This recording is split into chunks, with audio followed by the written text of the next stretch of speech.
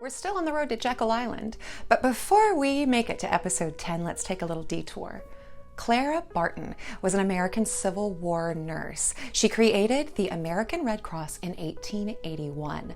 Now, this nonprofit organization was formed to provide emergency assistance in times of trouble. Miss Barton's life was dedicated to giving back to her community. She also did a lot of important humanitarian and civil rights work, all in a time before women could even vote. So needless to say, she was a trailblazer. I believe that Miss Barton would be appalled if she had lived long enough to see the American Red Cross trip to Russia in 1917. Now, last time I told you about the financial support for the Bolshevik Revolution coming directly from America, specifically Jacob Schiff. Now remember, he was brother-in-law with Paul Warburg, Jekyll Island boy, and the brains behind the Fed. So how else did America support the Bolshevik takedown of Imperial Russia? Well, a Red Cross mission was sent from America to Russia to assist in humanitarian efforts. This trip was exclusively paid for by a man named William Boyce Thompson, who was the first full-time director of the Federal Reserve Bank of New York. What I find odd is that 31 people were on this trip. Only 5 were doctors. Why did they need 16 Wall Street financiers? The mission was a cover. The trip was implemented to gain political and financial influence. Isn't it interesting that under the Soviet Union's first 5-year plan, that plants from the West were popping up everywhere? Or it's just another crazy coincidence? Now, all of these men involved in the Red Cross mission had one particular thing in common. They all belonged to a round table group. Stay tuned, there's a lot more to come.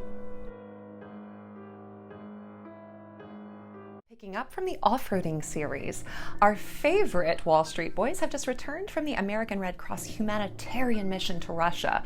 The purpose of this trip was to make economic and political alliances as the Soviets would inevitably gain control over Russia.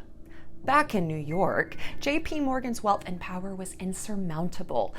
He implemented the Rothschild strategy of placing bets on all the horses. In terms of politics, Morgan allied himself with Dwight Morrow, Republican, Russell C. Leffingwell, Democrat, Grayson Murphy, far right, and Thomas W. Lamont, extreme left. Side note about Lamont, he was actually unofficial business consultant to Mussolini in the 1920s. Perhaps Morgan's plan of keeping one foot in every door was brilliant.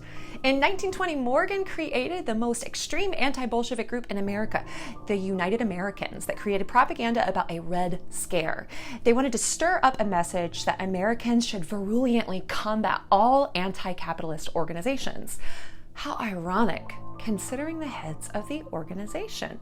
JP appointed the following men as officers: Alan Walker, Daniel Willard, H.H. Westinghouse, and Otto Kahn.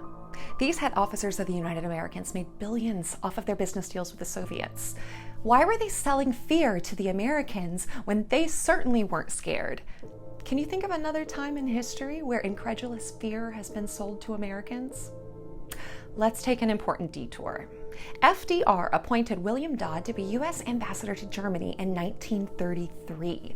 Dodd was a controversial figure, and it seems that his life has been swept under the rug of history.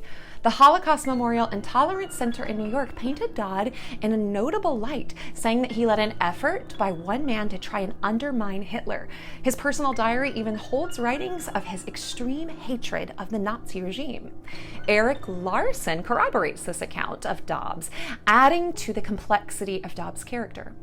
Dodd went through a transformation as he lived in Germany and could see the evil happening all around him.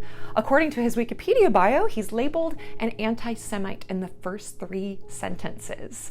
Now, Dodd did not want to attend the Nuremberg rallies because he didn't want to show any kind of support to the Nazi leaders. When he did not attend, his commanding officers had an article in the New York Times printed basically canceling him. All of this is to say that Dodd left a very interesting quote about J.P. Morgan's character in his journals. "I would not sit down to lunch with a Morgan except possibly to learn something of his motives and attitudes." Stay tuned, there's a lot more to cover.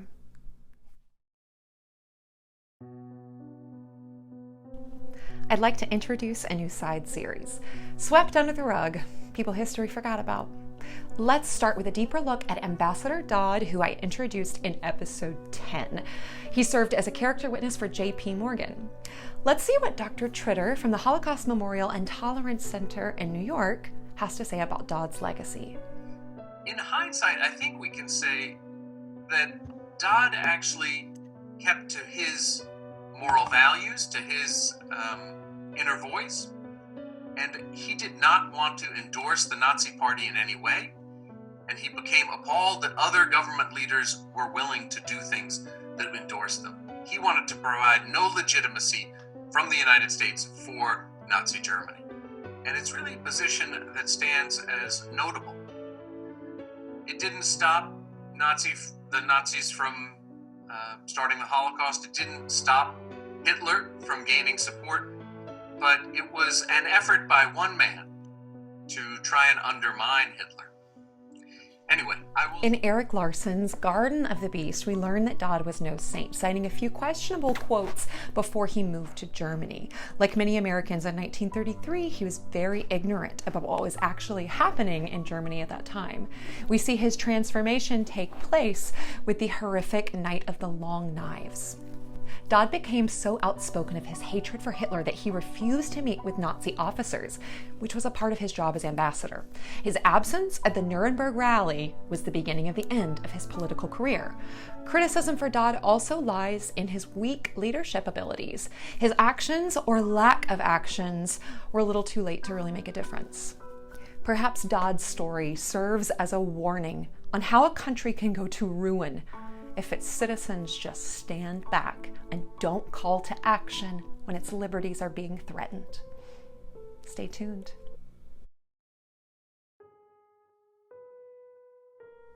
I would bet good money that the majority of Americans have no clue what the Council on Foreign Relations does. And before I started my red pill journey, I had no clue either. Now, there are some amazing videos on this app all about secret societies, and I would eventually like to join in on that conversation. But today, I'd like to shine light on a group that operates in plain sight. It's time to introduce another titan from the Gilded Age. You might have heard of him before, Cecil Rhodes. He was one of the world's richest men, creating a monopoly on diamonds and gold in South Africa. All of this wouldn't have been made possible without his benefactors from the Bank of England, the Rothschilds. Rhodes created a secret society, a round table group, with his inspiration rooting all the way back to King Arthur and the Knights of the Round Table. Now, Carroll Quigley, he was a former professor at Georgetown University and mentor to Bill Clinton. He wrote about Rhodes and his secret society in his book, Tragedy and Hope. I know of the operation of this network because I have studied it for 20 years and was permitted for 2 years in the 1960s to examine its papers and secret records. He goes on to say that Cecil Rhodes aspired to be the creator of one of those vast, semi-religious, quasi-political associations. Cecil, a very rich man, he wanted control. And he succeeded in collecting a round table, or circle of initiates, of other very wealthy and influential men. When Cecil Rhodes died, Lord Alfred Milner became the leader, and he recruited a whole new fresh crop of initiates, including family members from the Astors, Morgans, Whitneys, Lazards, and the Rockefellers, just to name a few. The group was eventually extended into 2 branches, the Royal Institute of International Affairs in England and the Council on Foreign Relations in the United States. The group was formed in May 1919 with Colonel House, Arnold Toynbee, R.H. Tawney, and John Maynard Keynes. These men wanted to use their influence to implement Fabian principles. And just exactly what do the Fabians believe? Well, they want communism, but they believe that they can brainwash people to slowly and gradually accept it over time instead of quickly and violently, like what we saw with the Bolsheviks. The Council on Foreign Relations is a front group influencing the media, tax-exempt organizations, universities, and government agencies just to dominate and push their domestic and foreign policies on the United States. These groups operate with a small inner circle, much like what we see in all these secret societies, a small inner circle pulling all the strings, much like the Jekyll Island boys who created the Fed. So what do the Jekyll Island boys have in common with the creators of the CFR? Stay tuned, there's a lot more to cover. It's time to head back to Jekyll Island. We're going to take a look at the more spiritual side of this story by examining the history of the land itself, and more specifically, some of the first inhabitants of the land, the Timucuan tribe. Just as ley lines, portals, and spiritual gates can help us understand more about the history of megalithic monuments, such as pyramids and ancient cities, we have to consider that some land itself is cursed. There is so much that we can learn about this creature, known as the Federal Reserve, by taking a look at the land it was born on. 500 years ago, the Timucuans were among the first people to settle in Jekyll Island. This particular tribe was very different from most tribes in customs and appearance. The average height of the Timucuan tribe was 7 to 8 feet tall. The Timucuans worshipped the sun, even building their villages in the symbolic circumpunct symbol, or circle within the circle. And we learn about several of their rituals using sorcery, violence, and even child sacrifice through many drawings from French explorers. McLeod William Christie's 1931 journal documents of the tribe's rituals of sacrifice of the firstborn children to the sun, a practice with Canaanite roots. Now, I've mentioned the Canaanites in a previous video. Remember, they were God's enemies because of their consistent wickedness.